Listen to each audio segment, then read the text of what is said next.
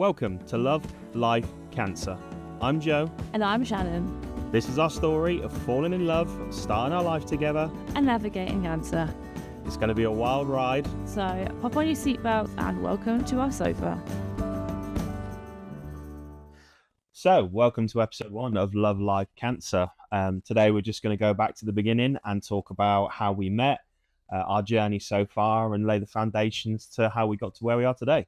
Yep, we're going to look at how we fell in love, how we came to the realisation that our brand new life together was about to be turned upside down, with my diagnosis of Hodgkin's Lymphoma, stage 3, and it was B-cell as well. So let's go back to the start then, 2022. Yeah. You were a single Pringle? Yeah. You'd say that. Yeah. But yeah.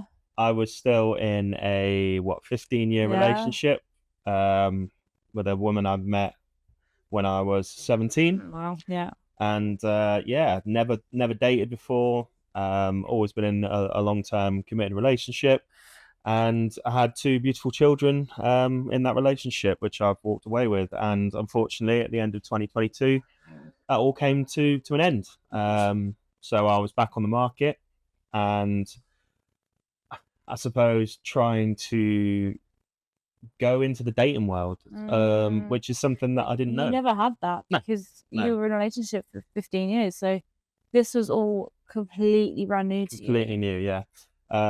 So yeah, dating apps, meeting someone new. I remember having a lot of reservations about obviously coming into a relationship with children, and maybe someone that I would meet wouldn't want children. Yeah. So that was a big concern of mine. I was also very concerned about how I presented myself, and very much overthought things. But that's you overthink quite a lot. Yeah, I do. You're an overthinker. I do. And I was fresh onto the scene, didn't really know how to tackle it. And I took advice from friends, from family who had been dating or had been on the apps and things like that. And I have my cousins to thank for me setting up my first dating profile, which unfortunately was on Tinder. I was only on there a few days and was like, no, this is awful. I want something proper. I was at an age where I knew I didn't want to just mess around and be a quote-unquote fuckboy. You haven't got time for that. Yeah, exactly. And that's kind of where I was at. So, and I mean, as far as you're concerned, you were in a slightly different scenario, weren't you? Yeah. So when we met, I had been on the dating scene for 3 years, which was kind of traumatic. I've been on dates. I got in situationships. I got into a headspace where I thought I was so unloved, and I couldn't be loved. I was in an 8-year relationship that came to an end quite suddenly in 2020. So I had to navigate not only COVID on my own, but what life was like as just Shannon, because I don't think I'd experienced that. And I've been on so many dates and so many people, I've met people, and nothing and no one was perfect. No one was right for me. And I even had a situation with a fuckboy where it was a situation that went on for 3 years throughout the whole time that I was dating. So I always had that pullback whenever I met somebody anyway, because he was always in the back. It was the situationship. And then one day, it was a Saturday. Yeah. I saw this person and I left, and I said to them, I'm never going to see you again. And he laughed. How right you were. I said, no, I had this feeling in my chest. I'm never going to see you again. And in the car on the way home, I was so proud of myself for saying that. And I said to myself, I'll give myself one last chance on the dating apps. I'd been through Tinder. I'd been traumatized by Tinder. So I was on Bumble, because Bumble felt like the safest place to meet somebody, to be honest with you. And I had with the women asking the questions first, and that just gave me a bit of comfort and security, knowing that I wasn't getting unsolicited pictures or messages from men that I didn't want. Yeah. Anyway, so this Saturday, I'll go home. I said, no, enough's enough. And on the Sunday, we matched.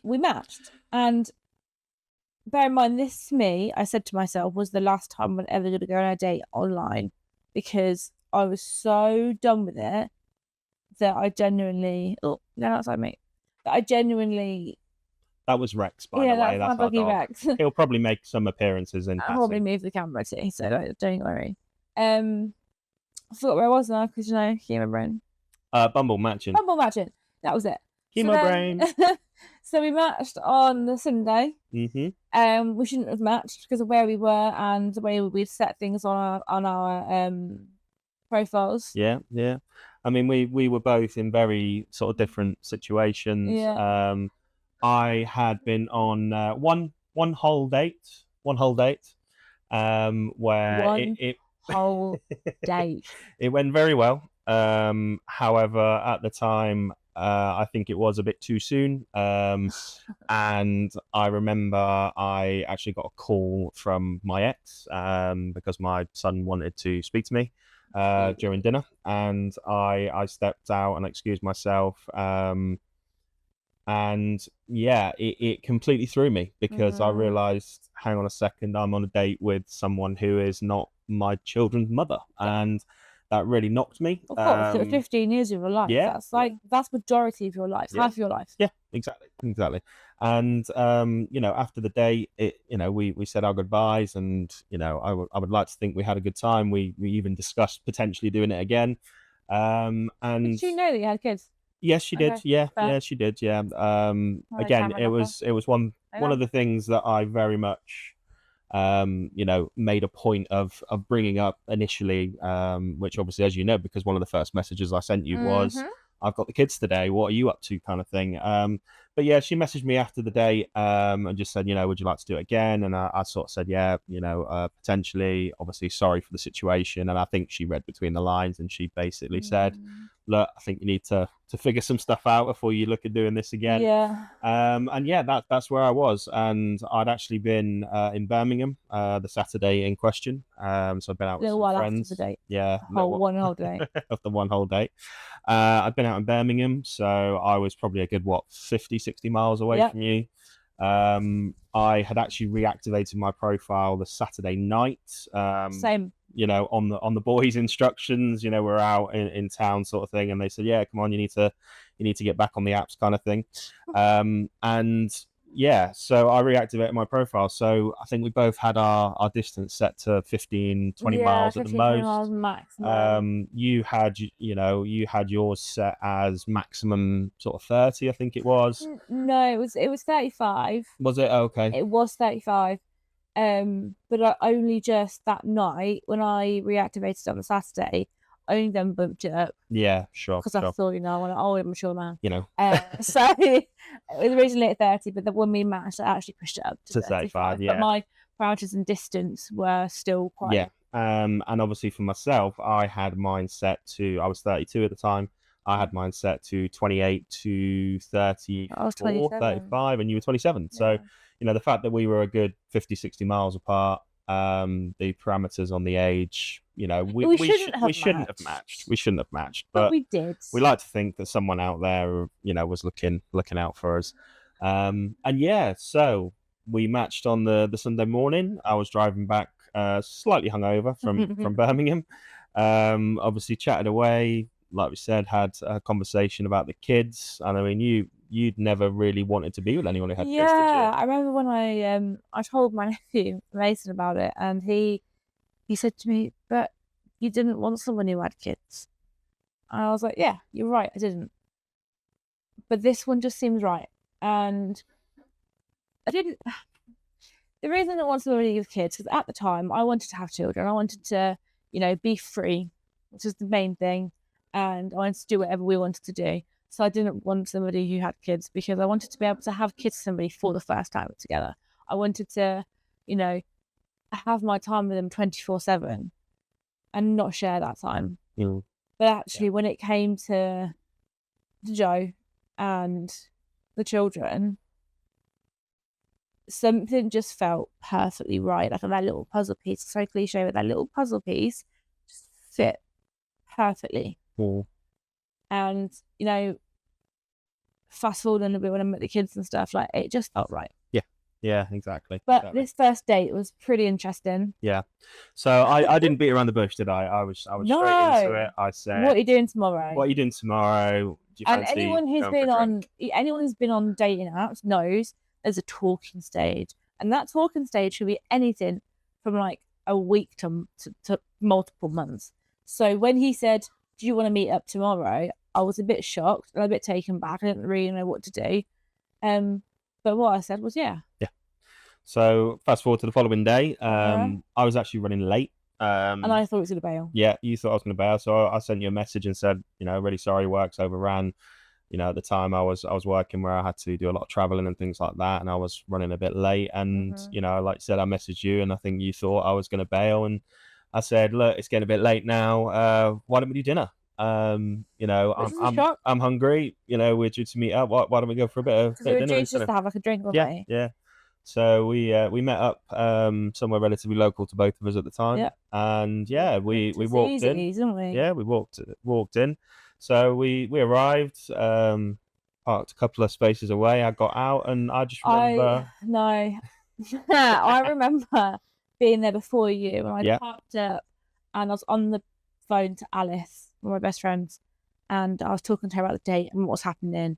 And she was like, "You'll be fine, you got this." And I was like, "Well, what if it's a waste of time?" And I was on the phone to her as you pulled up in your car. Really? And I was like, "I think I see him. I think that's him. I don't know what to do. Do I get out of the car? What do I do? Do I wait for him to get out of the car?" I was so nervous. And normally, I was quite a confident person going into these situations, but something just felt like I needed to make this perfectly right. But Alice was like, "Right, I'm going to go. Enjoy your night." And then we walked over to one another, and instantly I just thought, I think this might be good. No, you're lying there. No, I loved you. What was the first thing you thought? Oh, he's tall, but he's not 6'4". Yeah.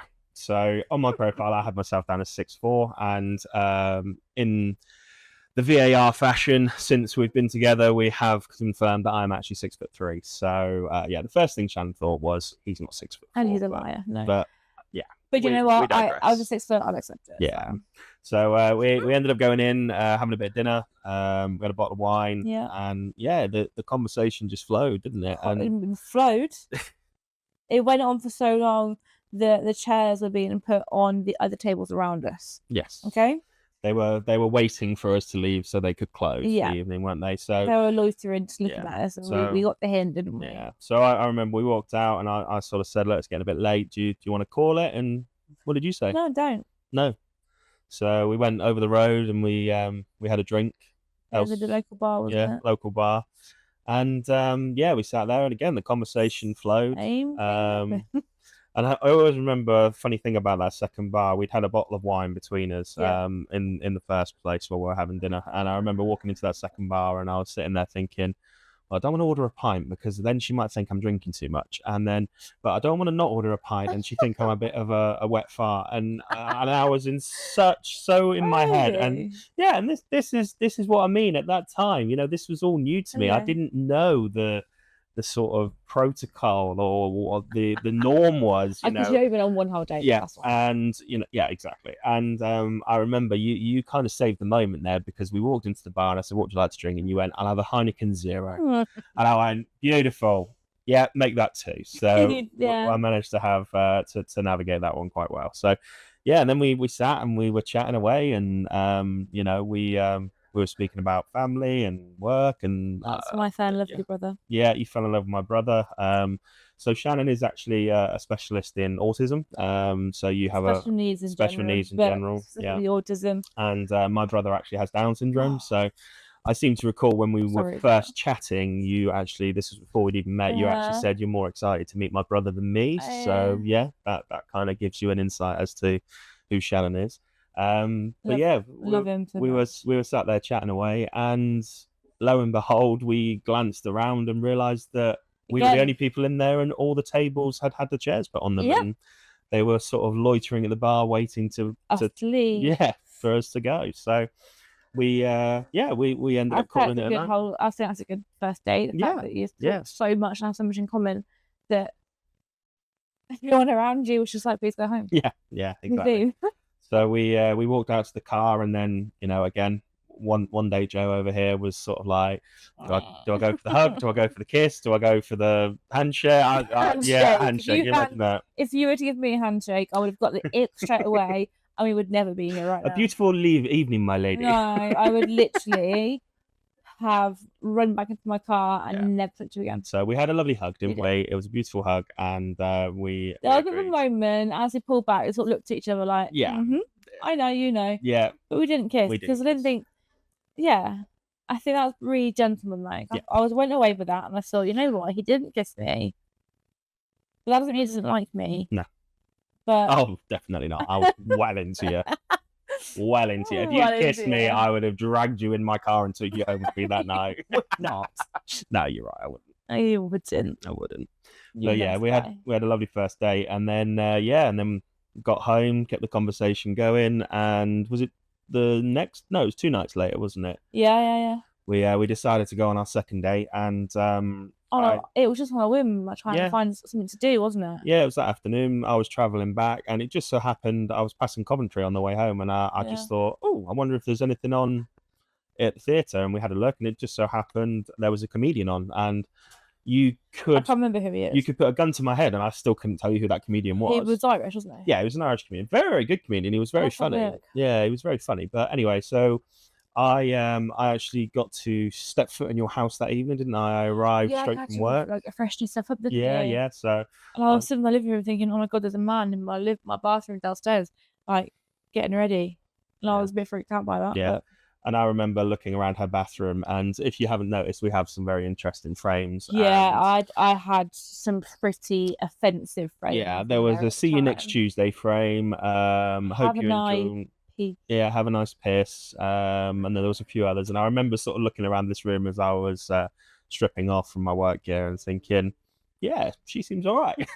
She's got a bit of humour about her. So a bit. Yeah, we had a nice drive to Coventry, sort of 40 minutes or so, wasn't it? Yeah. Just nice chat in the car and listen to a bit of music, and we discovered we both know all of the words to Linkin Park's "Numb." Yeah. So we wrapped that out, as well as some Notorious B.I.G. Yeah, so we've got "Numb" up here, as a little memento to our second date. And I remember we got to the venue, and we got some drinks and a bit of food. I had not long been out of a boot in my foot, had I? That's so I was right, still a bit you were in pain. Yeah, you were a bit unsteady. Yeah, unsteady on your feet. And I remember we got some drinks and we headed in, and obviously we're in a theatre, so we're sat next to each right other. At the back there, we were right at the back. We were sat next to each other. I wouldn't hear it. And we actually had a pretty free road, didn't we? But there was that awkward. I remember. I mean, we both obviously after the fact have discussed this, but I remember that for the first sort of 45 minutes of the show, I was very conscious of, I don't want to put my arm around her and, put my hand on my lap. And I think you were very much the same, weren't you? I was, so, yeah. It was. I don't know if anyone else was this, but like as a woman, as a girl, like when you're on a date with somebody and that first bit of like physical touch and attraction, like it's important, and it's one of those things that you remember and you think about, and that's the thing that gives you the butterflies. And if it doesn't give you the butterflies, it isn't the one, so you need to get lost. But I was waiting for it, and I was anticipating it, and it wasn't happening in that first call. I thought I didn't expect it. I thought he's not going to do it. He didn't like me. But in my head, I was sitting there thinking, I need to find the right moment. And I was even sitting there going, do I go for the old corny yawn and arm over? More ick. Again, One Date Joe here. That's going to be my new name. That is going to be your name. So then I was thinking, well, do I wait for a moment where the crowd are laughing and I can sort of laugh and put my arm on or something, and I was very much in my head about it. But intermission came, we went and got some drinks, we headed back, and a little while into the first act, I went for it. I put an arm over onto your sort of thigh, didn't I? And you sort of put your hand on my thigh. Yeah, you wrapped your arm round, and we sort of had a little moment, didn't we? Yeah, wrapped my arm back around, put my hand on top. Yeah. And it just felt so natural. Yeah. Hello. And then we got back to the car afterwards, and we headed home. Well, I say home. What is home now? What is home now? Back to my house. Back to your house, because obviously I'd driven, and we had a very awkward moment in the car because I was going on a lad's holiday the following morning to Prague. Yeah. So yeah, we had a bit of an awkward conversation, Yeah, I and mean, you know, this was date 2. There was no yeah, commitment, no commitment and and it was everything like, else. you know what? If you want to go and do whatever you want to go and do, you do it. You've not been single in 15 years. Like, you need to go and experience stuff. That's absolutely fine. Yeah, Maybe but we'll meet another time. we yeah. So we got back, and I pulled onto the drive, and we were sat chatting for a few minutes, and I went in for the kiss as we were saying goodbye. Didn't I make another ribbon out? Yep, you ruined it. You said, I think I went in for the kiss because you were looking at me, and then as I did, you turned away, and I was like, oh, and you were like, sorry, And I what? laughed, And then we had a little laugh, and then we actually had our first kiss, didn't we? So, and I know it's sometimes when we pull up on the driveway, we look at each other and we just go, and we have our little first kiss all over again. yeah, don't we? do. Pretty cringe, but it's Yeah, cute. yeah. So I said goodnight to you. You went inside, and yeah, that was day 2 done. First kiss done in the bag. First handheld, first kiss done. So obviously moving to the following morning. Off to Prague. So yeah, so Prague came about because after the breakup, I had some very close friends, Paul and Harry, who really helped me through that time. Harry had not long gone through a breakup himself, so he was not quite the same scenario as myself, but very similar, long-term relationship, house, everything, and he was sort of very much the same. So we were the sort of band of brothers out on the prowl kind of thing. For those first couple of months after the breakups. But and can I clarify, struck out every single time, So, to this day, I've still never had a one-night stand. I've still never took anyone home for a night out. I don't even Maybe think... we should do like a role play thing. Oh, maybe, yeah. So, yeah. we'll try that sometime. We'll fill you guys in. Yeah, So we were actually out on a night out. Me and Harry were just gone for some drinks. And it just so happened that it transpired that we decided to book Prague. Yeah. I didn't remember, so the story was told to me afterwards. We were chatting away in this pub. We got on the phone to Paul, and we were chatting to him, and we said about Prague, and then his wife apparently then found the flights and the hotel. What a wife! What a wife! Yeah, shout out to Charlotte. Charlotte. She's got her husband on the phone at 10 o'clock at night on a Saturday, talking to his drunk mates who are on about a boys' holiday, and she's like, I've got you. I saw it. Airbnb. So, and apparently I then transferred Paul £1,000. Kind of scary that I was able to do that in the intoxicated state I was. The flights were £266, can I also clarify. So why I sent him £1,000, I do not know. So anyway, that was that. I woke up the following morning in my mum and dad's house because I'd gone back to live with them for a bit. And I got a text saying all confirmed, and I was like, sorry, what? What you on about? They're like, Prague, we're going Prague. And I was like, are we? And they were like, are you kidding me? We organised it last night. And I was like, yeah, had no recollection of it whatsoever. Went onto my online banking and was like, yeah, Paul, can I have the rest of the money back? So yeah. So anyway, back to the original point. I was going to Prague the following morning.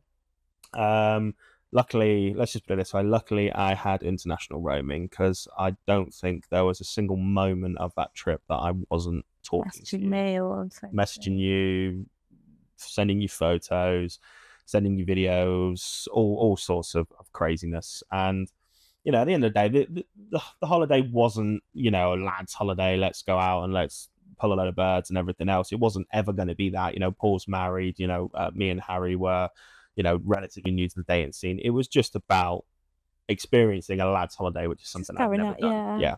So yeah, we went out, and we did the the beer museum, and we had a wander around, seeing all the sites. There was one night though that your phone was dying or dead. Yeah. And if the boys said, well, we're going to carry on drinking, doing their little pub crawl thing. So they stayed out. And this one came back to his Airbnb, charged his phone. And at the time, my nanny was really poorly, and I was on nanny watch. So I was staying with Nan, but I wasn't very well myself. We actually both had COVID in the end. But I wasn't very well myself, but I was up in the night, and I could see that he was still online. He was still talking Yeah. to me. And then, did you call me? So yeah, so what actually happened was we'd been talking. I think I'd said to you my phone was about to die, and so Yeah. we'd still been talking. And then by the time I got back to the hotel, because again, if anyone's ever been to Prague, it is a very confusing place, especially at 2 o'clock in the morning when you're a little bit tipsy. Mhm. So it took me some time to get back to my Airbnb. I managed to get in, get the phone on charge, and to be honest, for me, I was just hoping she was still online, even just to have a chat with her or just say goodnight or whatever it may be.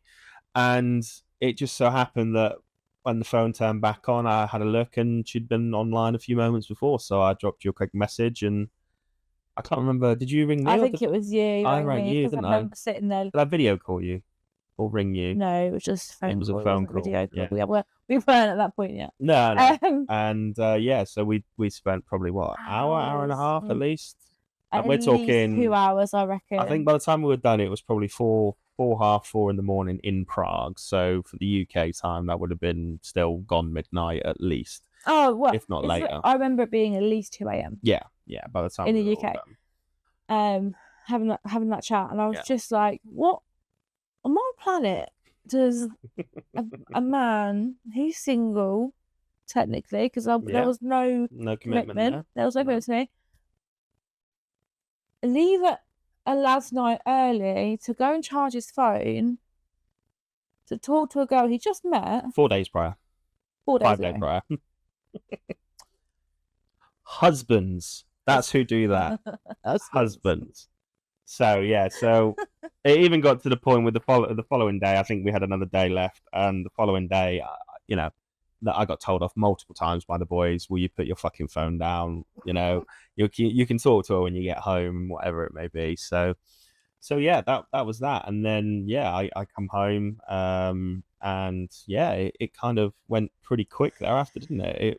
It was. Do you know what? For me, it's a bit of a blur from then. Yeah. So zero commitment, and just So then husband. when I got back, it did start moving pretty quickly, and we started spending a bit of time together and the weekends and stuff. And I always remember the first time I met your dad.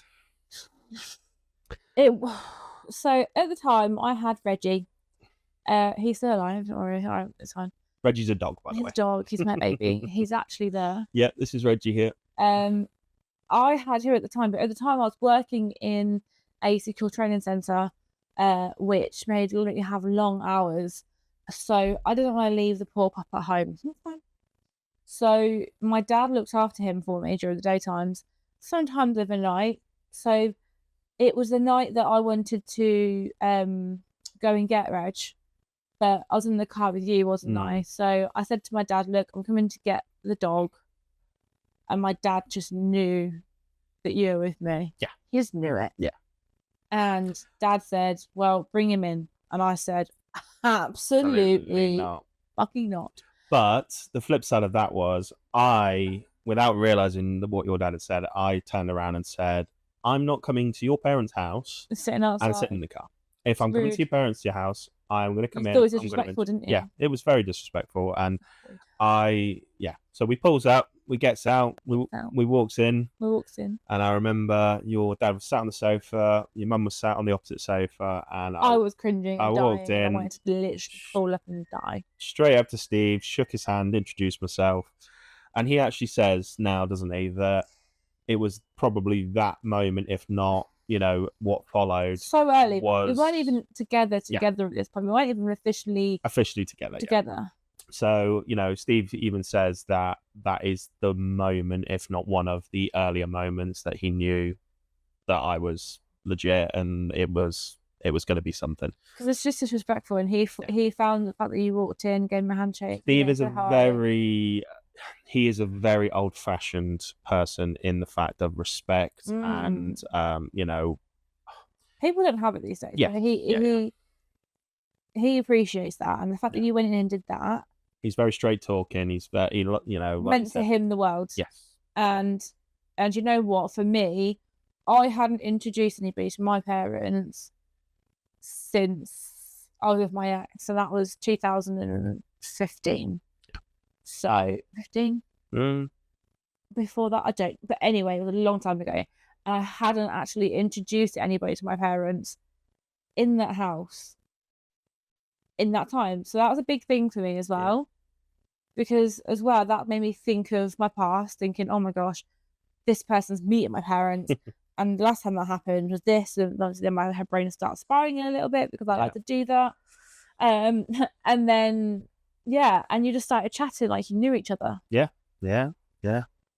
And then, obviously, because I'd met your parents, we thought it was only right that you Well, no, met you mine. told your mum that you'd met. Oh, yeah, that was it, yeah. You've met my parents. And she was like, well, when are we going to get to meet her? So we drove over. Off we go to Corby. And, yeah, we went over and introduced you, and we sat and we chatted. Again, I just sat down and chatted like I knew him. And again, my mum is very old fashioned, and she's very straight talking, and you and her do get on like a house on fire, don't you? We do.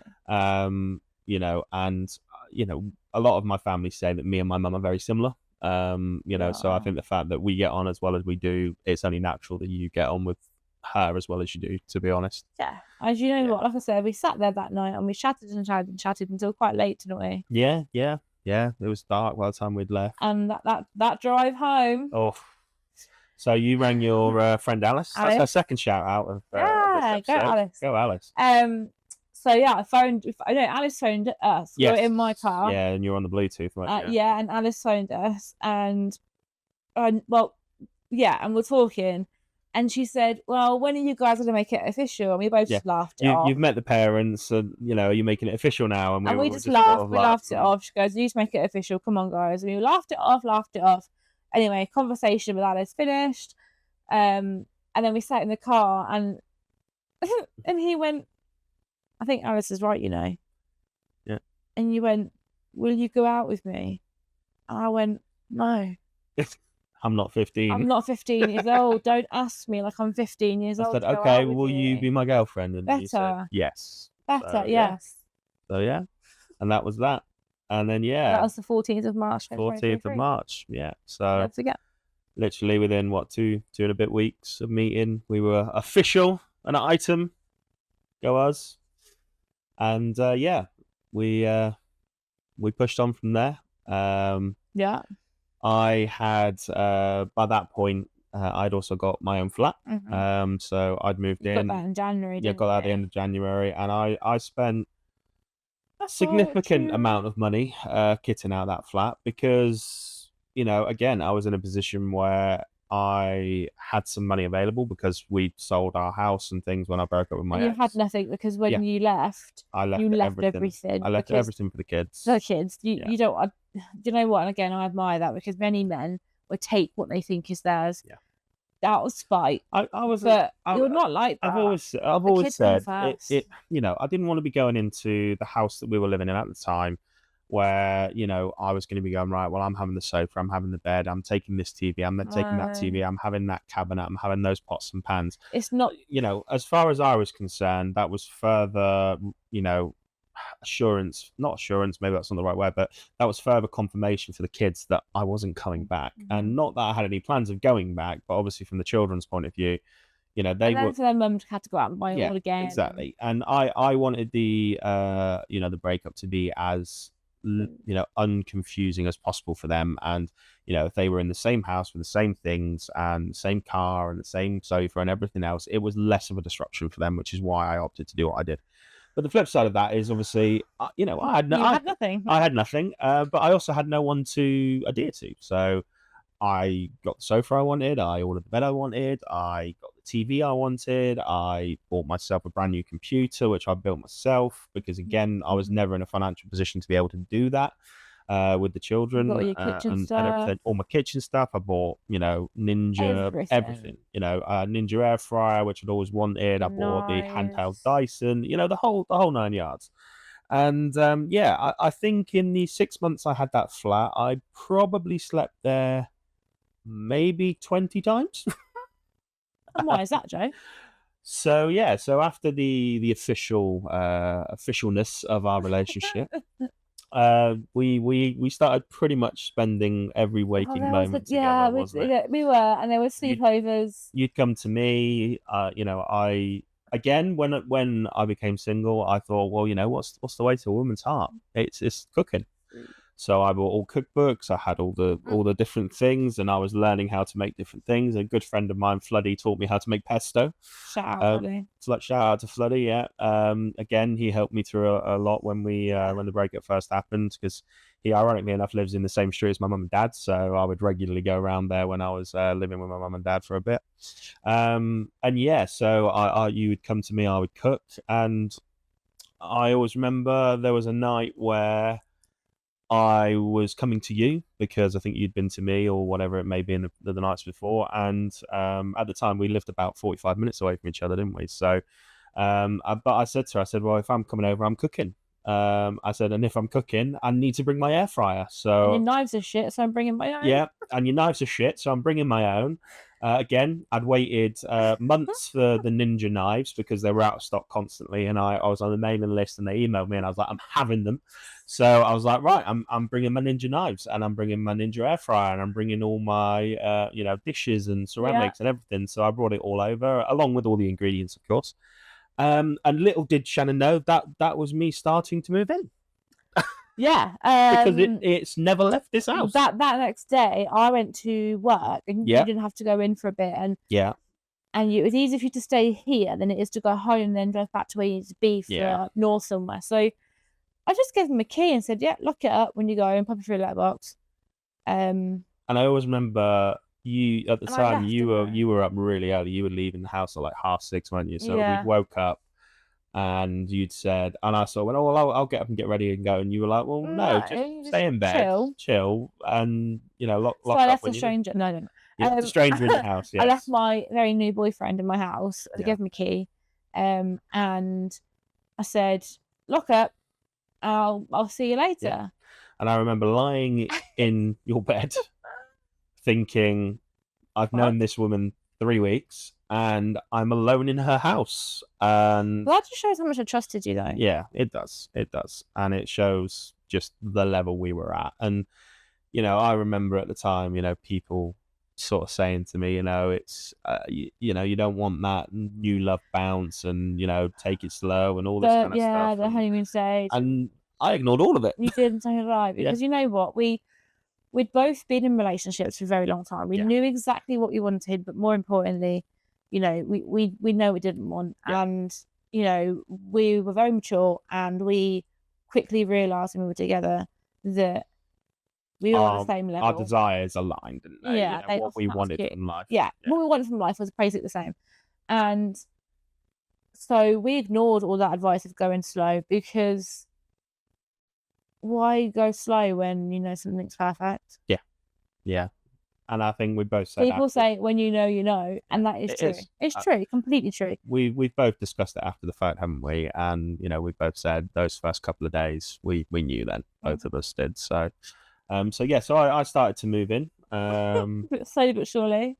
And then about a month in, just didn't leave. Yeah, didn't leave. Had a key. And then I think the only time I ever really went home was on a Saturday just to have the kids, because obviously you hadn't met the kids at that point. And yeah, I think I'd had the kids, and then the Sunday we'd gone to Birmingham, hadn't we, to just spend some time together. Yeah. And we decided to book the Sea Life Centre, and we're wandering around the Sea Life Centre, and so we went through. Oh, go on then. Because it was my moment. It was your moment. To be fair, it was. So the whole time walking around, I was just in awe of him.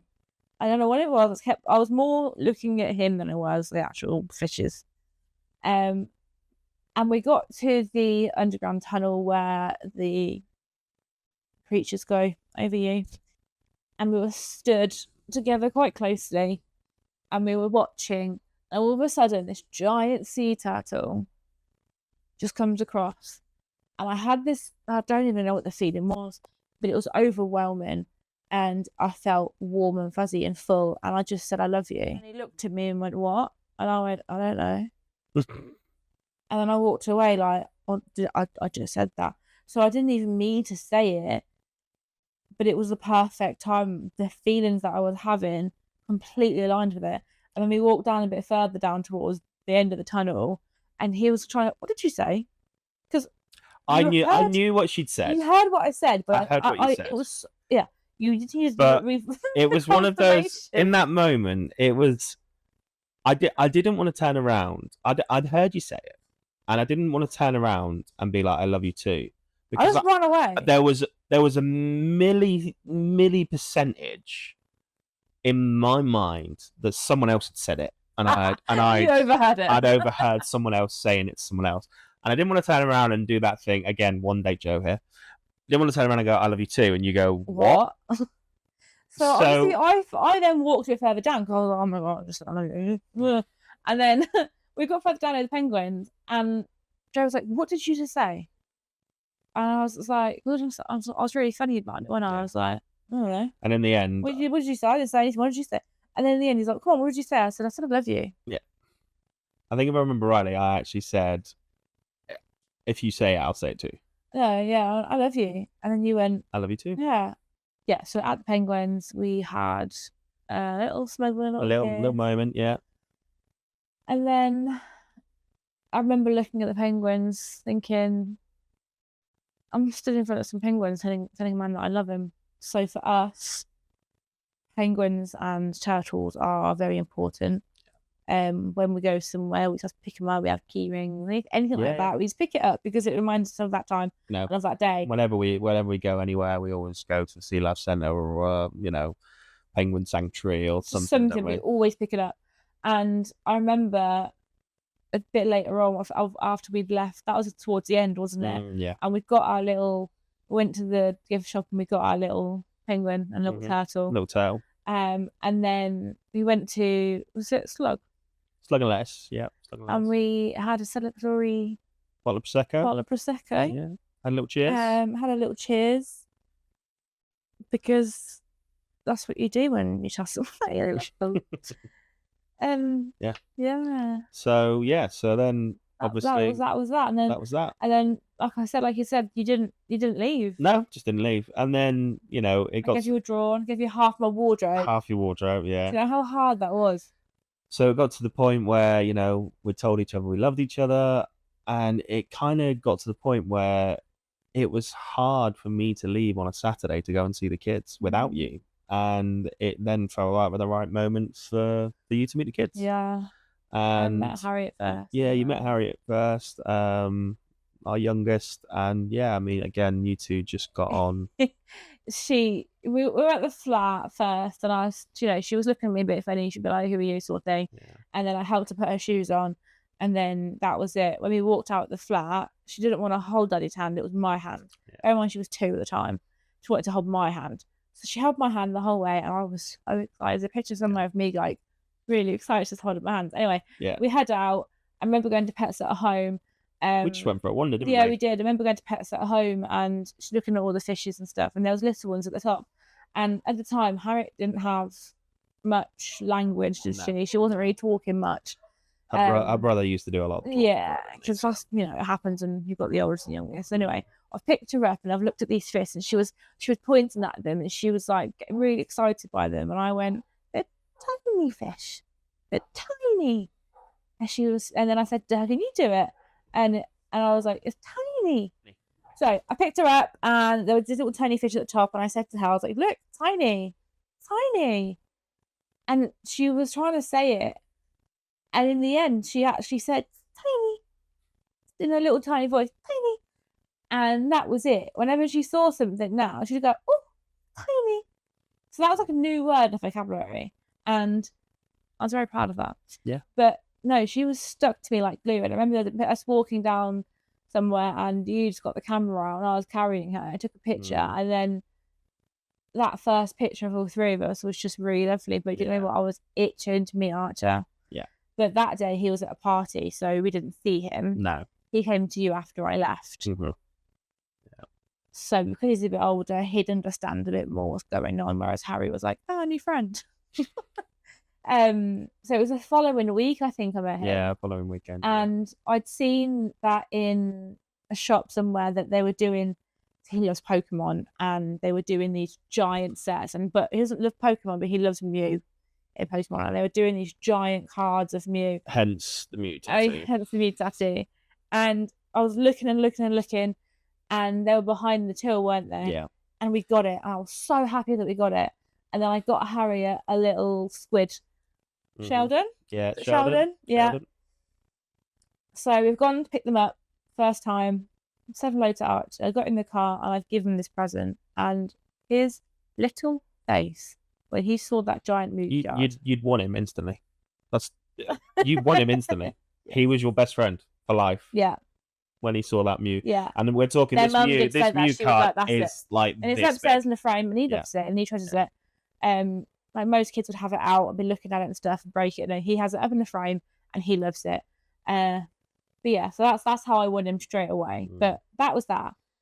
And then it comes to the idea that actually, after a few visits of meeting them and getting used to them, you'd spoken to their mum and said about them staying in my house. Yeah. But before they'd even the thought of them even staying here, I converted my spare room. Yeah. Into the kids' room. I painted. I'd been at work and come home, and it was a new room. It was painted pink at first, just in general, before we've met anyone. So I thought he's not got like a pink room, so I painted half of it in blue. And then what I also had done is bought new bedding for them. I had, made a space for them. The main thing I did for them was I ordered some little name plaques for the door. With one with a football, one with a rainbow, Harriet and Archer, their names, and I put them on the door because that then wasn't the spare room anymore. It was the kids' room. Yeah. And I must admit, when I bought this house, I was an adamant woman who said, no, this is just mine. No one's ever going to live here full time. And my friend moved in for a bit, just as a housemate, so she get on her feet, and people stayed here, etc. But I was never going to have anyone live here with me. This is my house. Mm-hmm. I never thought that I'd have a man and 2 children living with me. So the fact that happened is wild. The fact that I let that happen also shows how much I love them all as a package. Yeah, definitely. Yeah. And so yeah, considering 2 months prior, I'd been worrying about even meeting someone with my children in tow.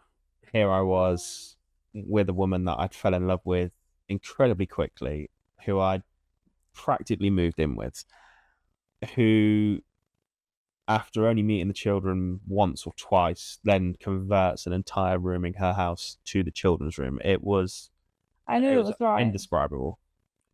I knew it was right. But yeah, so that was that, and then we were sort of set. And like I said, I didn't stay in the go flat. back to the flat. So all the kids' toys came here. Yeah, all the kids' toys came here and everything, didn't it? And and then there was only really one natural next step, and that was booking a holiday. Yeah. We've been together maybe 6 to 8 weeks at this point, and we were like, fuck it, let's go on holiday. So we decided to book Fuerteventura. 10 nights, 14 nights? I can't remember. 10 nights. 10 nights. And yeah, we booked it. We paid for it. It was okay. You paid for it. Thank you. It was so much so that it was that close that it was a case of, well, you can book it, but it's got to be paid in full today. So I was still waiting on some money coming through. So you were like, I'll pay for it. You get the next one. To be fair, at the time I was working on an agency, so I was getting pretty good money in there. So I thought, you know what? That holiday was like 2 weeks worth of work to me, which is nuts. Yeah. But I thought, you know what, we're doing this. Yeah. And again, everyone was just like, you've been together 5 minutes. How can we go on holiday for? Because it felt right. It felt right. Wanted to do it and wanted to get away. So I think you'd sort of said to me at this point, don't worry about paying for the holiday. I said, you get the next one. Yeah, you can get the next one. So I thought, well, what could I pay for? What could I buy? And then it dawned on me, a ring. And I mean, we've been seeing each other probably 3 months at this point. Mm-hmm. But again, it just felt so right. And I was like, yeah, I'm going to do it.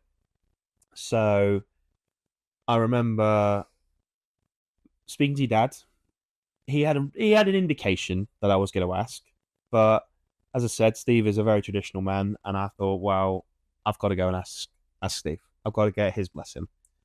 So You bought him beer. yeah, No, you didn't buy him a beer. You bought him a Mickey Mouse. no, I didn't. I will tell the story, my dear. It's my story to tell. And I think the kids we stayed here on the weekend. The kids were here, and I took them home on the Sunday morning. And you were a bit tired, so I said, "Look, you stay in bed." In the back of my mind, I knew that I was going to see your dad. So I dropped the kids off, and I texted him, and I said, "Are you home?" And he went, "Yeah, what's up?" And I went, "I just want to pop around for a chat." And again, I think at that time he knew. So Steve's favourite drink is a Mickey Mouse. And for those that don't know, it's half a bitter, half a lager in a pint glass. So I drove to the garage. On the way home, I bought 4 cans of John Smith's and 4 cans of Foster's. Not my first choice of beer, but you know, it is what it is. And you're asking a man to marry his daughter. Yeah, you've got to take what you can get. And I arrived at the house, and I walked in, and I had the beers in my hand, and he said, "What's this then?" And I said, "Well, I thought we could have a drink." And he went, "Okay, fair enough. Go and pour them then." So I went into the kitchen, poured them, and I went and sat down, and I sat in the exact spot I did when I shook Steve's hand for the first time when I first met him. And we cheersed, and we sat and we spoke with Steve and your mum, Karen. And I mean, we were probably chatting for a good half an hour, 45 minutes. And in the end, Steve turned to me and said, "Right, are you going to ask me what you came here for?" What do you want? No, he literally said, "Are you going to ask the question that you've come here for?" And I said, "Can I marry your daughter?" And he said, "Of course you can." It's crazy. Shook his hand.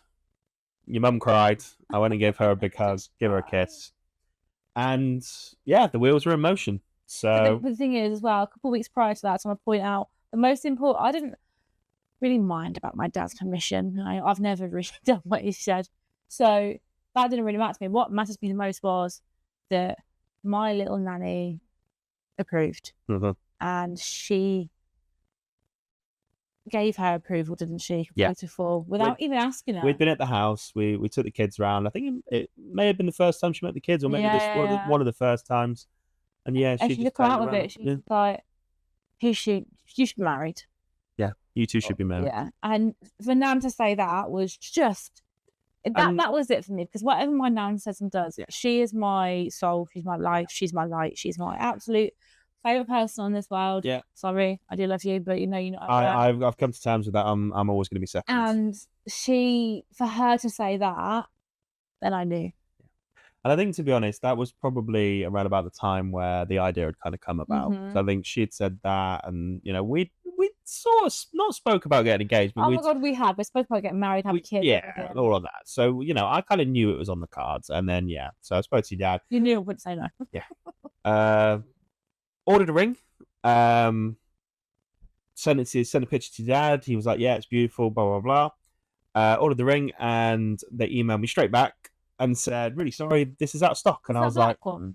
"Yeah, black one." I'm glad it was out of stock. Black diamond, because obviously, if you couldn't tell, I do like that. I like black clothing. So I decided to get her a white gold ring with a black diamond, and they emailed me straight away and said it's out of stock.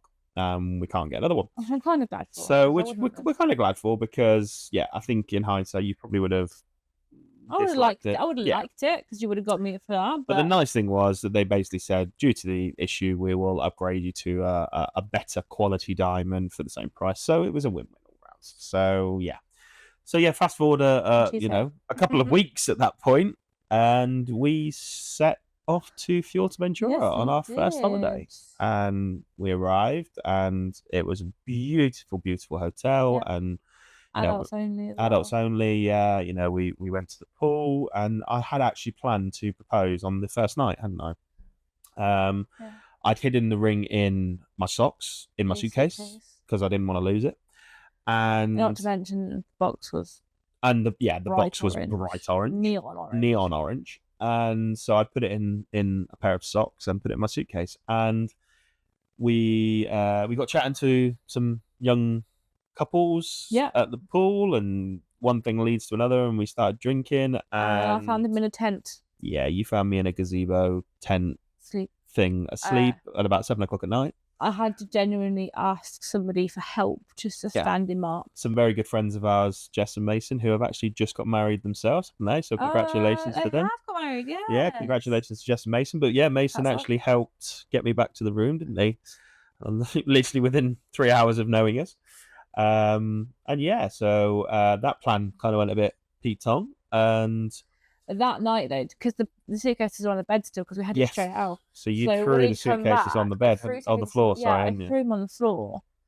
And apparently, I didn't see it, but the ring had fallen out. Box, bright orange box. And I didn't know it. Lying on top of my suitcase, on top of all my clothes and everything.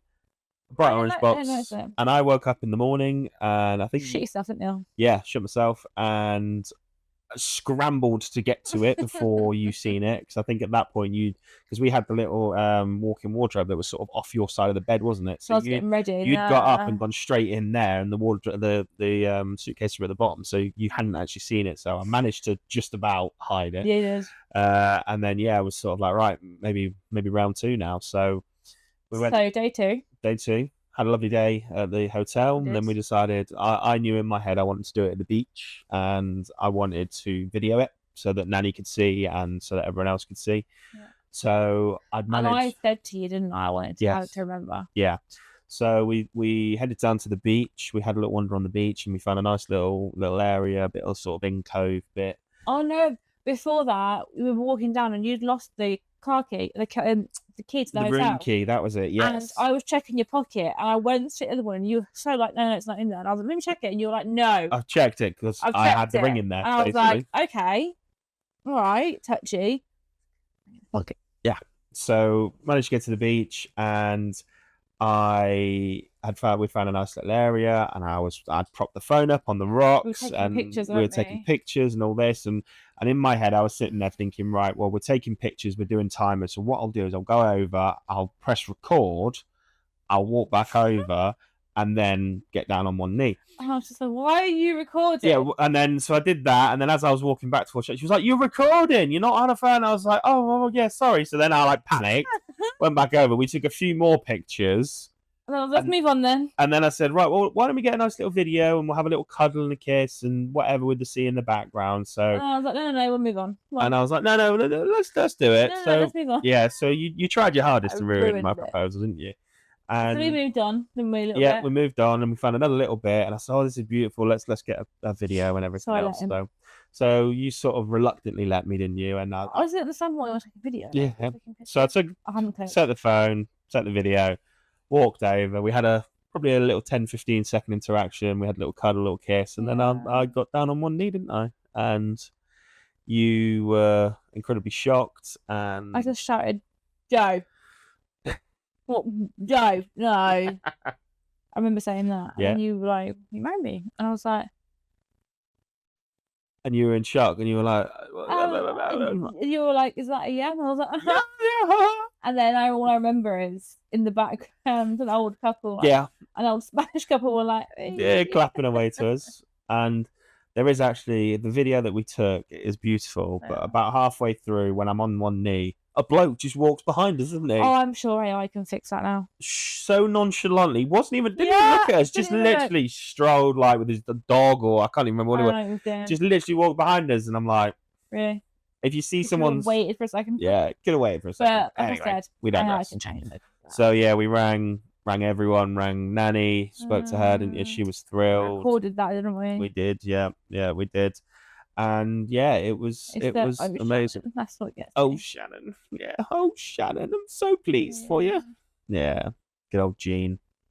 Although I get told off calling her Jean. You know what I call Jean? It's Nanny. No. That's her name. No, exactly that.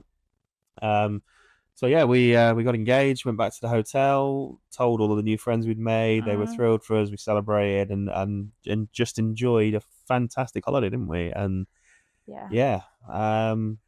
We planned our wedding in like 3 weeks, didn't we? We planned it while we were at the hotel. Like we were at the hotel in Swiss Victoria. I was looking at venues. I was looking at different things all the time. And then when we got back, we booked. We took a few weeks, and we booked. We were supposed to get married in March of 24. So that's our date we had set, and then we booked our we booked venue, everything. We signed out. We booked everything. Yeah. So that was great. Wedding was planned pretty quickly. On Nanny's 90th birthday, 27th of June, you went and July. Do you get my numbers wrong? July. You went and bought your wedding dress. My nanny's a tough one. She doesn't like presents because she says to you is, what's the point in buying me a present when all you've got to do is sort it out when I die? Yeah. So she's very true. Like, she doesn't want things, and she doesn't want you spending money on her. So it's very tricky to celebrate Nan's birthday with anything physical, any presents and things. So I thought on Nan's 90th birthday, how amazing it would be for her to help me pick my dress, because at 90, you do have reservations thinking, is she going to be here in March 2023, 24? Is she going to be here? Yeah. And if she wasn't, having her as part of my picking my dress was something that I could hold on to. So we went dress shopping, and Nan was over the moon about it, and my mum and my nan and me. And we were looking. I had no intention of buying a dress that day. No intention whatsoever, because it's pretty soon, and I was going to wait a bit longer until the wedding. And then I'd found this dress online ages ago that I thought I really wanted, but I didn't try it on because I thought, if I try it on, I'm not going to get anything else. I'm not going to explore other styles. So we explored other styles, and if you met my nan, she is the most honest and truthful person, and she will tell you if you like shit. She'll tell you that looks awful. That's why I love her. Yeah, that's why we love her. So I was trying on these dresses, and she was like, okay. Yeah, and you could see that she didn't like them, and I didn't like them either. I felt very just like out of proportion, out of shape, and not me at all. I don't wear white. That is not in my wardrobe. So the fact that I had to wear a white dress was really throwing me. So then I said to her, look, there's this dress that I found on your website that, these 4 we've tried on just haven't done it. Can we try this dress on? And she said, of course you can. They've got it in the back. Now, I'm plus size, so to find a dress my size is pretty difficult without ordering it. So all the wedding dresses that were there were too small for me. They had to clip them up to show me what it would look like if they had my size. This dress comes out, we put it on, and it's perfect fit. The corset, perfect. Everything was perfect. And I looked at myself in the mirror before I opened the curtains, and my mum was there, and I held her hand, and I went, this is it. This is my dress. And I got a bit emotional. So I stopped myself. I said, no, that's fine. And the lady comes out, and she goes through, and she goes, right, this is dress number whatever. This is called this. They introduce you, a bit like you would be like a model. Yeah. It's really nice though. It gives a really nice experience. And the curtain opened, I'm stood on this pedestal, and I turned around in this dress, and it was just perfect. And my nanny got emotional. She actually took her back a bit. And then my mum, who doesn't really cry, started to cry. And I was like, I think I found it. And I obviously got emotional as well, because it's very special. Like I said, we didn't go in there thinking that we'd find my dress that day, or even look at it, or I'd have to order it for X amount of time so it'd come in nearer the wedding. This dress was perfect. It fit me perfectly. So we got it. I called you and said, I've got it. And you were like, we'll get it. So I did. They tried giving me a fancy trade veil, but that's not me. No. So I have a small veil that I hang up upstairs on the bedside of my pictures. Yeah. The veil hangs out. But that day was so special, because looking back at it, I've got the pictures of me and Nanny and Mummy, and there's a picture of Nan holding my hand, looking at me in the dress, and those have been memories that I'll hold on to forever. Yeah. And they were very special. And yeah, she's... I can't even explain that. She's just something else. Yeah. And hence why she's my favourite person. Anyway, dress shopping done. Bought the dress. Done. Went home thinking, got it. I actually physically got it. It's at my nan's house. I physically have a dress. Yeah. So by this point, we had the venue booked. Yeah. We had all of our vendors booked. We were ready to go. We literally we'd paid all our deposits. Everything was signed, sealed, delivered. All we had to do was get married. We were ready for the wedding date, which was the 23rd of March, day after your birthday. Day after my birthday, which means you couldn't forget the anniversary. No. That was my thought process, wasn't it? Very clever. Yeah. So yeah, that day we bought the dress. That all happened. All we had to do was wait for that day. And we were essentially ready for our life together to begin. Our perfect life together to begin. But the next day, on the 28th of July, things took a big turn and our life changed forever. Yeah. Which we will discuss more in the next episode. So thanks very much for joining us today, guys. Hope you've enjoyed it. If you did, please feel free to like, share, subscribe, and we will see you. We'll talk next time. All right.